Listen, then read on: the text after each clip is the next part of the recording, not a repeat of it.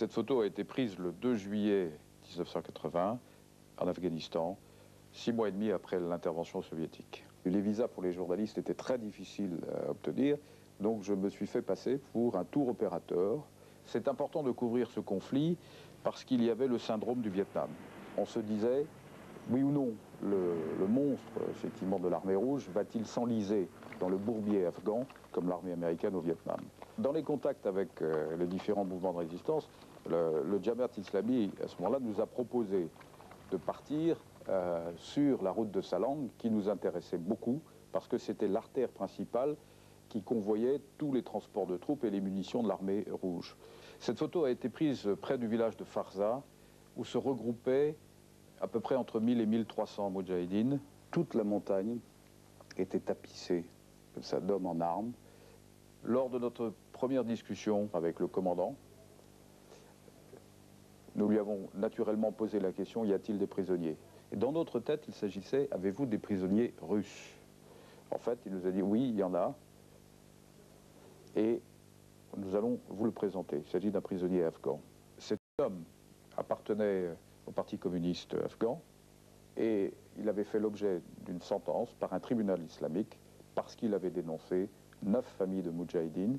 Il est arrivé entouré par des moudjahidines furieux de sa traîtrise. Je ne pouvais pas faire autrement que de faire la photo, parce que pour moi c'était le plus fort témoignage sur ce début de guerre civile tragique. L'homme incarne, il est le point convergent de toute la haine du peuple afghan vers les communistes de l'époque au pouvoir.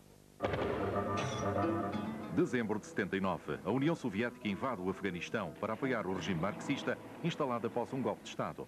As Nações Unidas condenam a invasão, enquanto as campanhas afegãs de resistência se organizam. Face aos 100 mil soldados do Exército Vermelho, os mujahidines declaram uma guerra santa, apoiada pelo Paquistão, pela China e pelos Estados Unidos. A aventura militar precipitará o fim do Império Soviético. Em 89, quando Moscou decide finalmente retirar as suas tropas, 13 mil soldados soviéticos estão mortos e 1/4 da população afegã encontra-se exilada. Em 92, os mujahidines libertam Cabul, mas os vencedores dividem-se devido a disputas políticas e étnicas. Em 96, os talibãs ocupam a capital e enforcam o ex-presidente comunista Najibullah. Instruídos em escolas religiosas paquistanesas, estes estudantes de teologia semeiam o pânico num país devastado por 20 anos de guerra.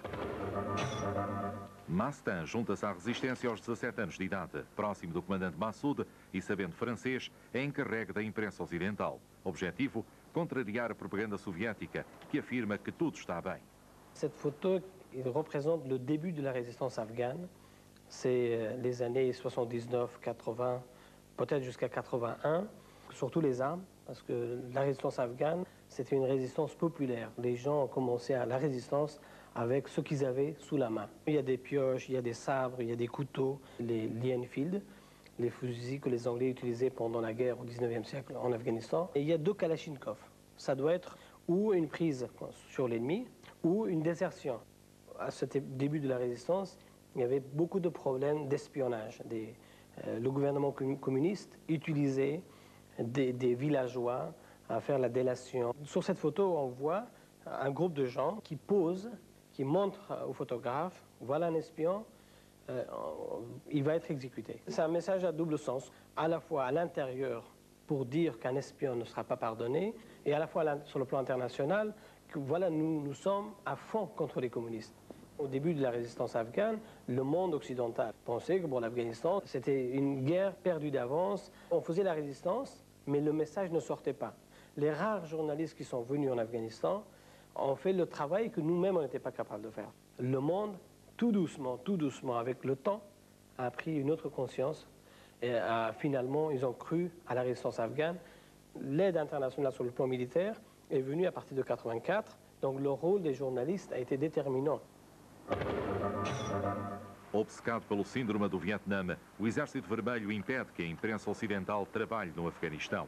Alain Mangan não tirou uma única foto das tropas soviéticas. J'étais fasciné par les Afghans et les Moudjahidines, d'abord parce que c'était David contre Goliath. C'était vraiment un combat héroïque, j'allais dire presque idyllique. Et pour nous, certains qui n'avions pas vécu le Vietnam, il faut reconnaître qu'il y avait une certaine transposition. Et puis on s'est aperçu que c'était la multiplication des conflits, que le poids des guerres tribales traditionnelles revenait avec force, les Moudjahidines, on ne s'est pas trompé sur les Moudjahidines. On s'est trompé sur ceux qui effectivement dirigeaient les Moudjahidines. C'est une vraie déception parce que c'est le peuple afghan qui est cocu par les Occidentaux et cocu par ses propres chefs dans certains cas. C'est le règne des talibans.